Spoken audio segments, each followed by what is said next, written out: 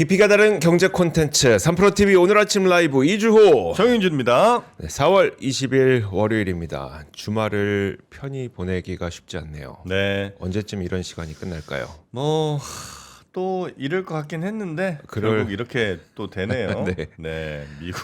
참. 이거 원래 이제 지난 금요일까지만 해도 다시 이란이 이제 호르무즈 푼다. 네. 그래서 완전 개방이 된다. 이제 이런 희망이 부풀었는데 미국이 뭐 그렇게 못 하겠는데 이제 이렇게 나오고 이란도 다시 그럼 또 재봉쇄 네. 뭐 이렇게 이제 나온 것 같습니다. 그래서 이란 내부에서도 뭐 갈등이 좀 있는 것 같고요. 그런 거 보더라고요. 네. 지금 선물 시장이 7시부터 열렸거든요. 선물 시장 보니까 WTI가 거의 한 $90까지 다시 올라갔고요. 네. 그 전까지만 하더라도 거의 뭐 저점은 $80를 기록할 정도로 많이 떨어졌었는데 $90까지 다시 올라갔고요. 나스닥도 지금 현재 선물 시장에서는 0.7% 정도 하락하고 있습니다.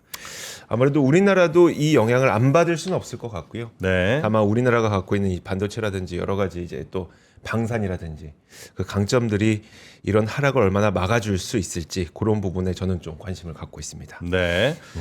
자, 그리고 뭐 KBS 주말 사이에 뭐 KBS에서 또 올라온 뭐 콘텐츠 보니까 금양 관련된 콘텐츠가 또 있더라고요. 네. 와, 이거 많이 보셨던데 보니까 그런 이야기들이 증시에 또 좋지는 않게 작용될 것 같기도 하고요. 네. 자, 하여튼 뭐 뉴스들 우리 권 팀장과 함께 좀 살펴보면서 하나하나 좀 점검 좀 해보죠. 자, 권순우 취재팀장 어서 오십시오. 어서 오세요. 예, 3프로TV 권순우 취재팀장입니다. 네, 네, 반갑습니다. 뉴욕 증시 마감 상황을 살펴볼까 했는데 다우존스 1.79% 상승했고 나스닥은 1.52% 상승, S&P 500은 1.2% 상승했습니다. 근데 이게 주말 사이에 있었던 일들이 워낙 급변해가지고 이게 지난 금요일 증시 마감 상황은 그렇게 중요한 것 같지는 않습니다. 네. 근데 토요일 날 저기 행사가 좀 있었어요. 주식 올데이인 주식이라 그래가지고 네네네. 저희 그 세종대에서 한 1,300여 분 정도를 모시고서 행사를 했었는데 가득 찼네요, 정말. 가득 찼습니다. 네. 이때까지는 되게 좋았습니다. 호르무즈 풀어가지고 뭔가 월요일에 대한 기대감으로 가득 찬 토요일을 보냈습니다. 네. 그래서 많은 분들 만나서 인사들도 좀 나누고 뭐 다들 이제 기분 좋게 강의도 들으시고 강사분들도 뭐 정말 자신 있게 상승장에 대해서 얘기를 하고 뭐 그래서 굉장히 기분이 좋았습니다. 동영상을 준비하셨네요. 오. 네, 이게 네. 이제 지난 토요일에 있었던 저희 올데인 주식 세미나, 네, 네. 오프라인 세미나였죠. 네. 그날 뭐 하여튼 대단했다고 얘기를 많이 좀 들었습니다. 오실 수 있었으면 많은 분들이 더 오셨으면 직접 만나셨으면 얼마나 좋으셨을까 생각도 좀 들긴 하고요. 예, 그랬는데 이제 네. 바로 그 이후에 일들이 발생을 했는데 일단 이란 혁명 수비대가 호르무즈 해협을 재봉쇄를 했고요. 그 미국은 이란 선박을 무력으로 납포를 한 것으로 네. 보입니다. 트럼프 대통령의 그 트루스 소셜을 볼게요. 어제 호르무즈 해협에서 총격을 가했다. 이런 정전협정을 위반한 것이다. 그러니까 트럼프 대통령 입장입니다. 이란이 먼저 총격을 가했고 정전협정을 위반을 했다. 프랑스 선박과 영국 화물선을 향해 폭탄이 발생됐다. 끔찍한 일이다. 뭐 그럼에도 불구하고 대표단이 파키스탄 이슬라마바드에 갈 예정이다. 이란은 최근 해협을 폐쇄했다고 발표했는데 우리의 봉쇄로 이미 해협은 막힌 상황이라는 점에서 이상한 이란 일이다. 이런저런 얘기들을 하고 있습니다. 그러면서 이란의 살인 기계는 이제 끝내야 될 때가 됐다. 트럼프 대통령의 이야기입니다. 그러니까 이 내용을 좀 생각을 해보시면은 일단은 이란 쪽에서 먼저 호르무즈 해협을 폐쇄를 한 것으로 보는 게 맞는 것 같습니다. 여기서 일단 아락치 외무장관이 남은 휴전 기간 동안 호르무즈 해협을 통과하는 모든 상선의 항해를 전면 허용한다. 라고 선언을 했습니다. 네. 이 뉴스는 우리가 다 전해드렸고요. 우리가 알고 있는 그런 내용입니다. 그런데 아락치 장관의 발표 하루 만에 이란군을 지휘하는 그 이슬람 혁명 수비대의 하탐 아란비아 중앙군사본부는 미국의 대이란 봉쇄를 거론하면서 호르무즈 해협의 선박 통항을 이란 군부가 다시 통제하겠다. 라고 밝혔습니다. 네. 그러니까 아락치 외무장관의 발표 이후에 한 12척 정도의 선박이 지나갔습니다. 근데 이거를 이란 군부가 다시 재봉쇄를 했다라는 겁니다. 그래가지고 이제 그 다음에 다시 트럼프 대통령은 항공모함만큼이나 무거운 이란 국적 화물선 투스카를 해상 봉쇄를 뚫고 가려고 지나가려고 하다 실패했다. 네. 미국의 해군 미사일 구축함 스프론스함이 오만에서 투스카호를 가로막고 정지 명령을 내렸는데 이란 선원들이 경고를 무시해서 미 해군이 기관실에 구멍을 뚫어 항해를 중단시켰다. 그러니까 이전에 그 위협을 통해서 배가 못 지나가도록 봉쇄를 했었거든요, 미국에서. 네네. 근데 투스카항이 정지 명령을 무시했기 때문에 기관실에 구멍을 뚫어서 항해를 중단시켰다. 이 얘기는 발포하고 납포한 거는 이번이 처음입니다. 네. 그래서 오히려 지금 분위기 자체는 이전에 봉쇄를 했을 때보다 더 험악한 상황이 됐습니다. 근데 여기서 지금 그럼 도대체 왜 그 이란에서 네. 뭐 봉쇄를 풀었다 묶었다 뭐 이렇게 되냐.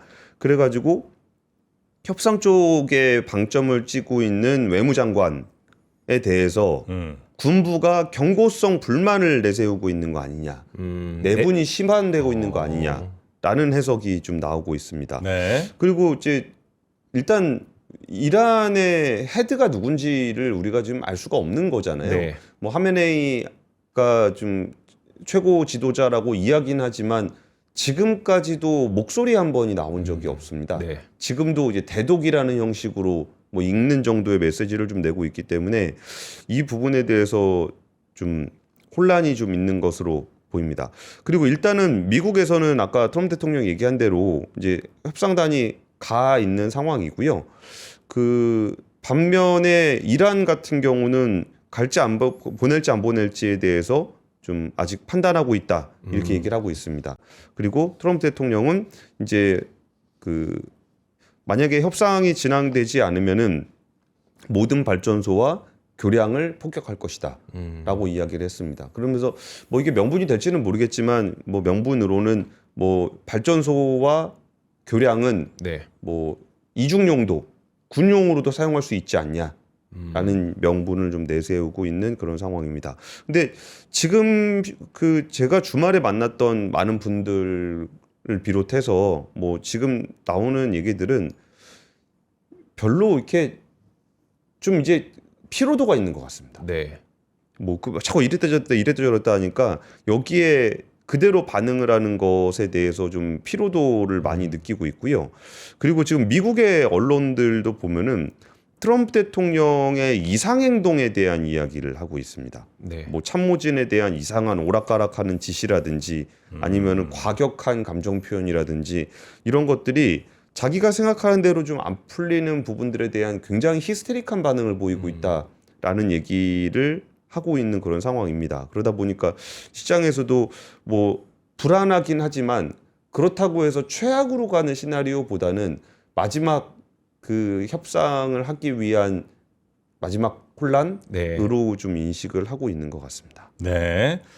자, 하여튼 급변한 또 중동 여기 호르무즈 해협 위를 둘러싼 정세에 관련된 뉴스 역시 오늘 첫 번째 뉴스로 좀 전해드렸고요. 아마 아침 새벽부터 보신 분들은 또 박현도 교수님 네. 이야기도 좀 들으셨을 테니까 참고가 좀 되셨을 거라 생각을 하고요.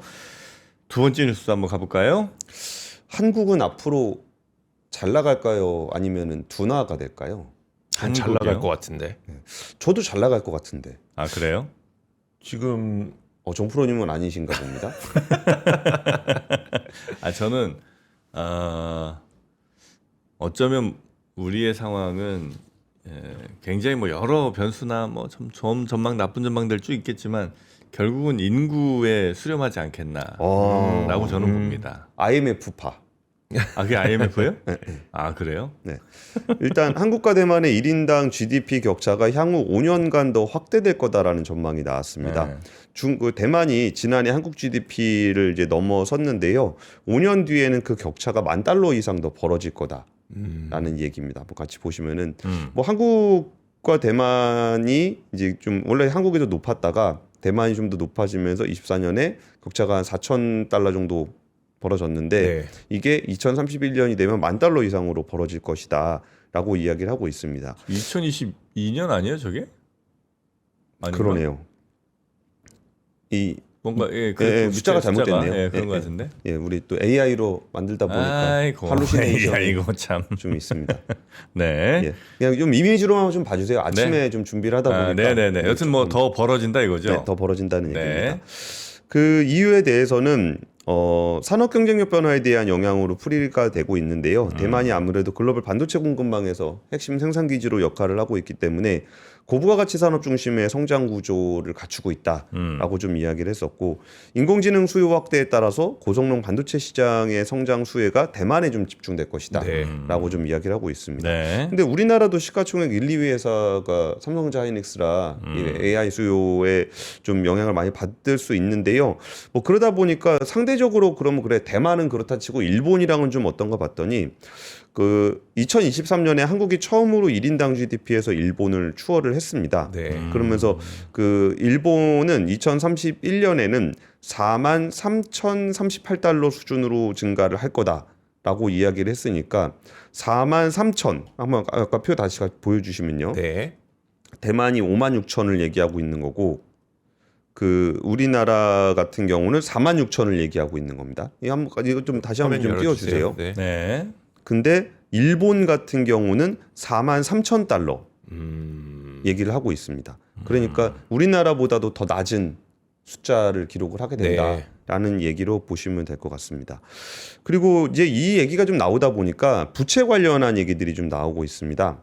이 부채 관련해 가지고 IMF가 이번에 발표했던 재정 모니터 4월 호에서 우리나라 GDP 대비 일반 정부 부채 비율이 올해 54.4%에서 내년 56.6%로 상승할 것으로 전망된다라고 좀 이야기를 하고 있는데요.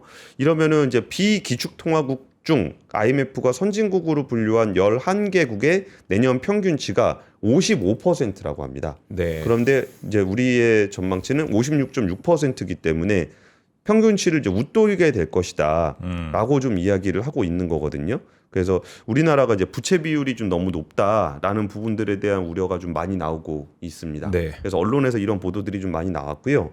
그러다 보니까 이제 김용범 청와대 정책실장에서 이 반론을 했는데 이게 그 IMF 발표 나올 때마다 국가 부채를 둘러싼 논쟁이 너무 심각하다라고 좀 이야기를 하고 있는 거고, 절대적인 측면에서 보면은 OECD 평균이 109%고 우리나라가 49% 정도밖에 안 되기 때문에 이 정도면은 우리나라는 재정 여력이 좀 있는 국가군에 속한다라고 좀 이야기를 하고 있습니다.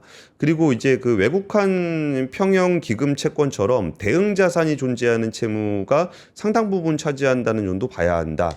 이게 뭐냐면 외평채 같은 경우는 우리나라가 빚을 내서 뭔가 쓰는 돈이라기보다는 환율을 좀 방어하기 위한 그런 용도로 사용하는 부채잖아요. 그러니까 이거는 이게 뭐 그때그때 사용하는 부분들이 상당히 있기 때문에, 그러니까 고정적으로 쓰는 돈이 아니기 때문에 이런 부분들도 좀 감안을 해야 된다라는 거고, 그리고 이제 그 이자를 내는데 돈을 얼마나 많이 쓰냐라는 부분에 있어서도 이제 우리나라는 한 전체 그 GDP 대비해서 1% 정도밖에 쓰고 있지 않기 때문에 우리나라가 그 이자 부담이 높은 건 아니다라고 좀 얘기하고 있습니다. 이건 유덕헌 보좌관이 했던 얘기입니다.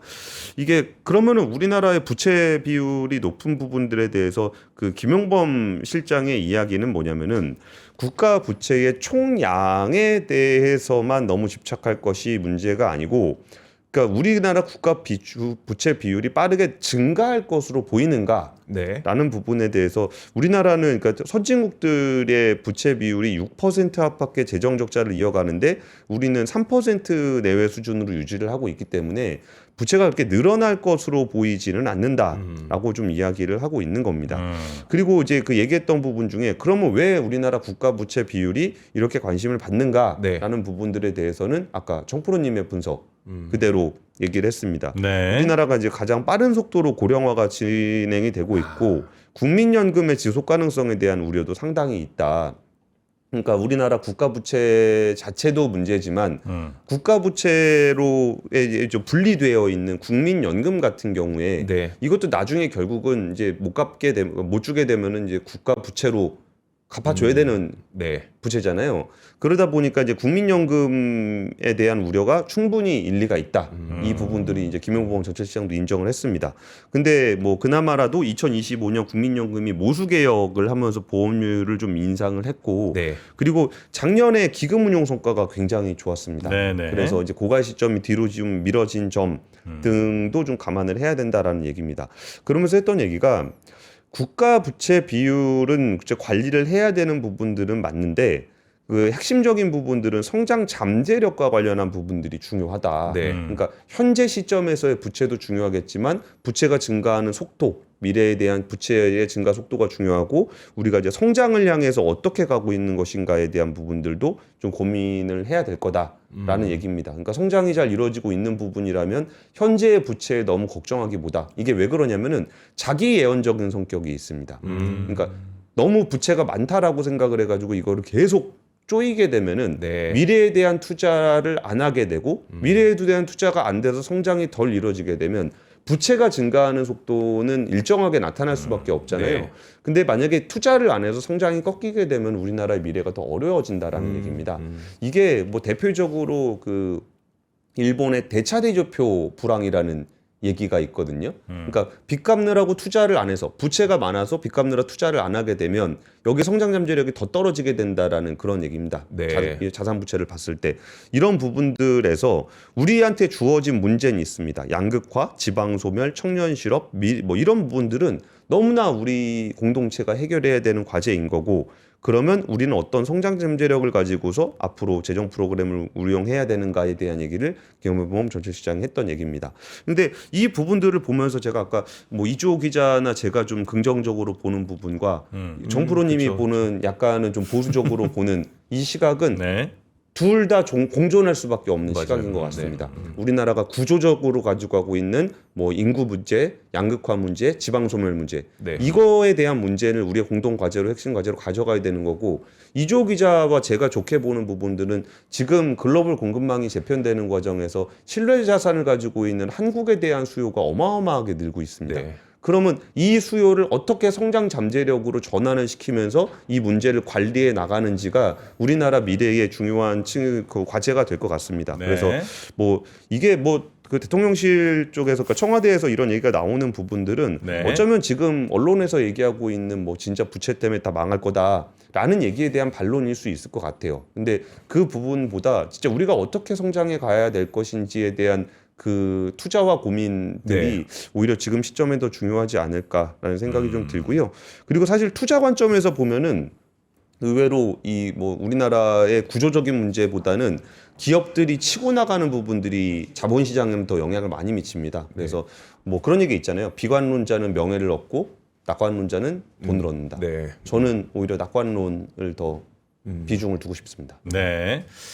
아유, 하여튼 저는 뭐 비관적으로 당연히 보고 싶어 보는 건 아니고 다만 이제 인구 구조 자체가 이제 너무 좀 힘든 발전하기 힘든 그런 성장하기 힘든 상황으로 일단은 뭐 가고 있다는 거 하나 있고 그리고 이제 너무 뭐랄까 같은 돈을 쓰더라도 말씀하신 것 같은 정말 앞으로 뭐 성장할 수 있는 그런 쪽에 이제 집중적으로 써야 될 때잖아요. 계속 뭐 발전할 때야 뭐 어디에 쓰든 큰 상관이 없을 텐데 네. 이젠 진짜 필요한데 좀 집중해서 써야 될 것 같은데 그보다는 뭐 그렇지 않은 곳에 쓰이는 경우들이 참 많은 것 같이 보이더라. 예. 그래서 이제 그런 느낌이었고요. 자, 세 번째 뉴스 얼른 가봅니다. 네, 세 번째 뉴스는 이제 LNG와 관련한 얘기를 좀 드리려고 하는데 이게 그 좀 희비가 엇갈리고 있다 뭐 이런 얘기입니다. 그러니까 중동발로 LNG 가격이 1.5배 정도가 폭등을 했다는데 지금 15달러를 좀 돌파를 한 그런 상황입니다. 근데 지금 15달러라는 건 앞으로 더 올라갈 가능성이 높습니다. 또 LNG는 또 이주호 기자가 전문 분야거든요.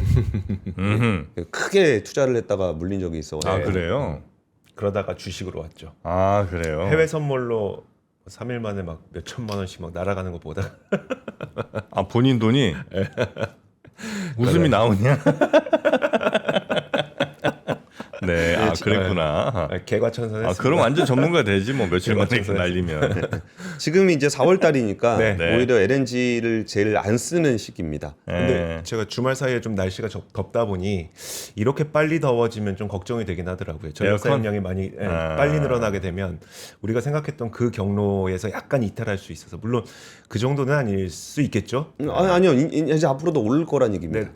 예, 지금보다 이제 더 더워질 거니까 네네. 오를 거고, 그리고 이제 그 저쪽 유럽이 겨울을 대비해서 비축을 하기 시작하면은 LNG 가격은 지금 더 이제 올라갈 수밖에 없는 그런 상황인데, 왜 희비가 엇갈리냐 그랬더니 그 포스코 인터내셔널하고 SK 이노베이션은 자기 가스전을 가지고 있습니다.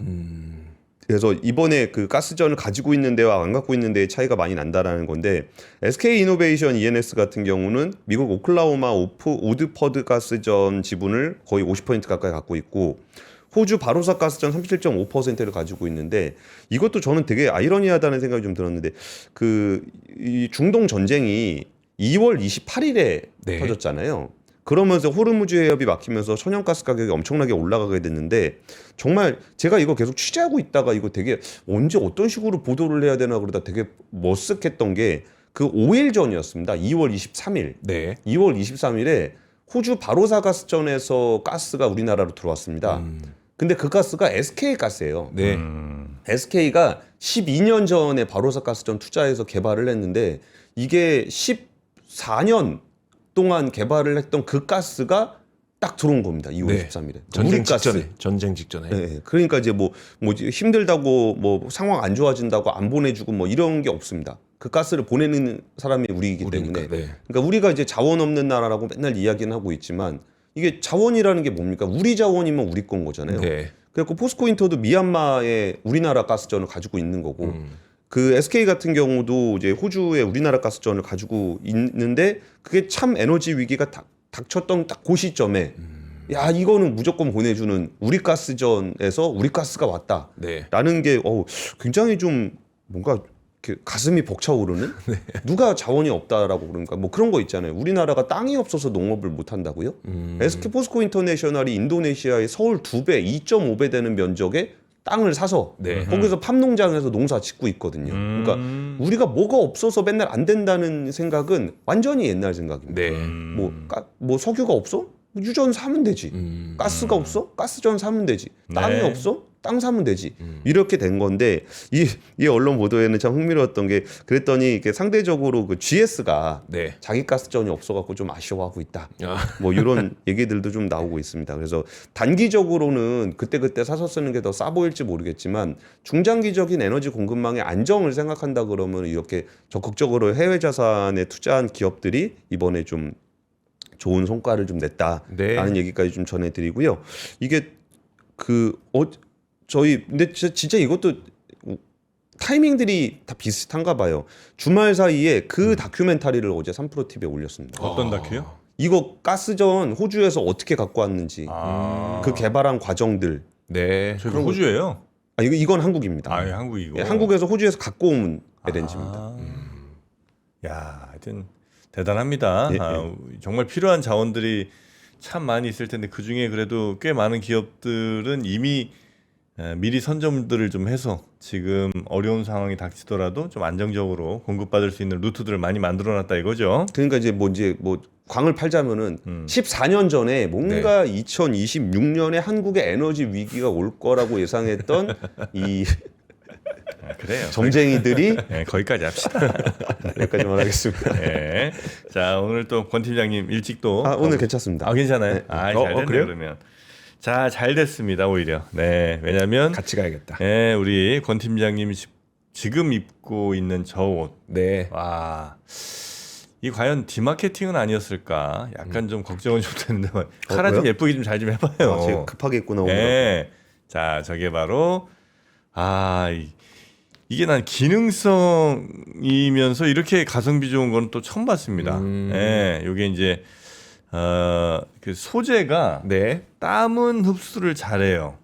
땀은 흡수를 잘하는데 금방 수분을 또 날려버려. 금방 네. 말라. 그런 소재입니다.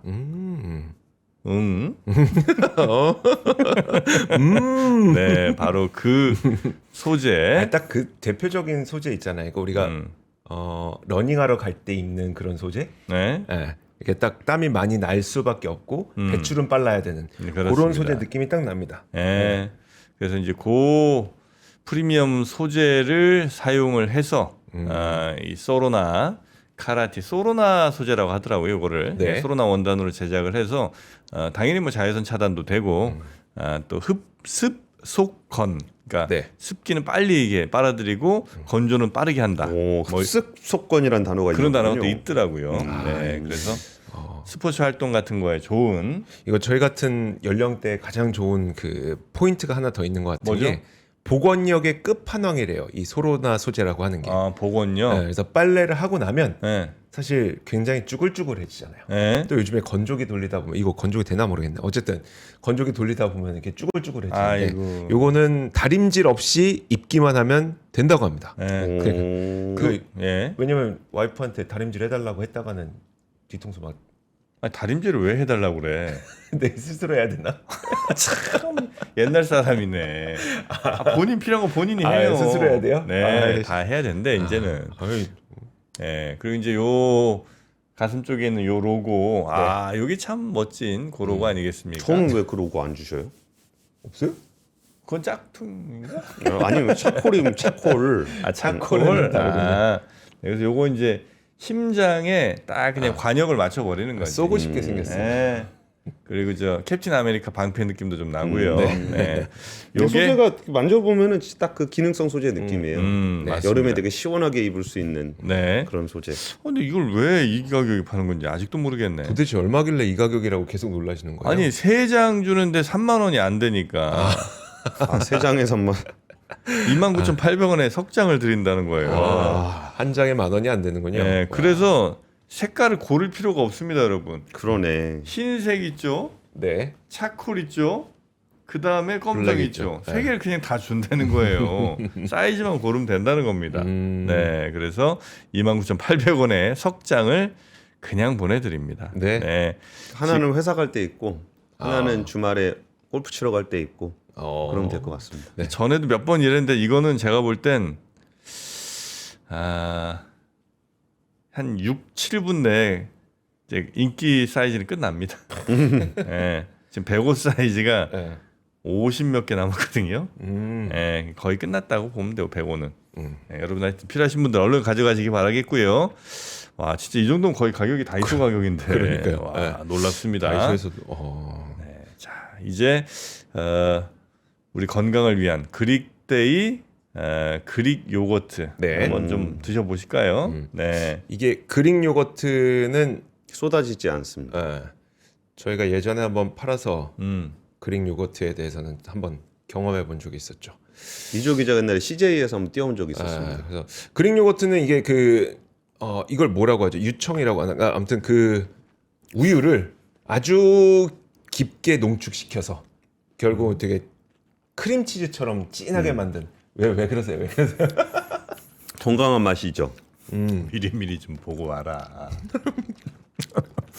이게 하여튼 되게 건강한 맛입니다. 먹어보시면. 이게 막 달거나 그러지 않고, 그죠? 그래서 이 그릭 요거트에 뭐 집에 있는 무슨 견과류라든지 이런 거 딱 이렇게 뿌려 먹으면 최고인 것 같아요. 요거는 이미 그 그릭 요거트에 플러스 그거 있는 거 아니에요? 뭐요? 그 뭐라 그러지 우리?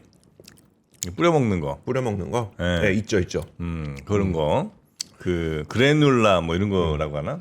그래놀? 그래놀도 들어 있고 제가 먹고 있는 거는 지금 초코가 살짝 들어가 있습니다. 좀 더 맛있게. 두 분은 맛있는 거를 이렇게 드시고 저는 하얀 것만 주셨구나.